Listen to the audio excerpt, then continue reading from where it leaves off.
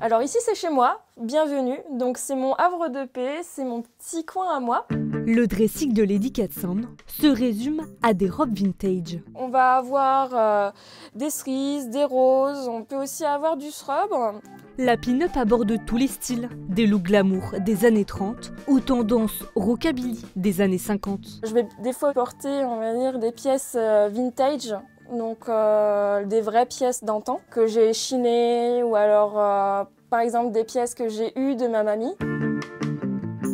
Pour habiller ses tenues et marquer sa taille, la jeune femme a ses petits accessoires fétiches, des fleurs de corsage. Une fleur dans les cheveux, ça va bien structurer le port de tête. Et ici, on va mettre en valeur en fait le buste. Donc ça va vraiment être, on va dire, l'accessoire quasiment presque obligatoire dans mes tenues.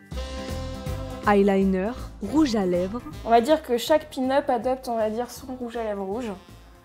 Après, rien n'empêche d'utiliser un autre rouge à lèvres, d'une autre couleur. Mais ma couleur à moi, c'est le rouge.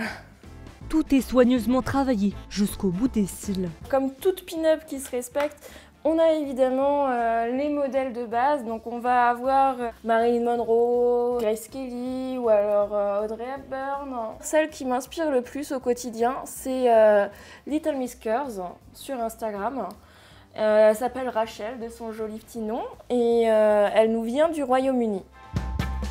Au-delà des apparences, être une pin-up, c'est avant tout un état d'esprit.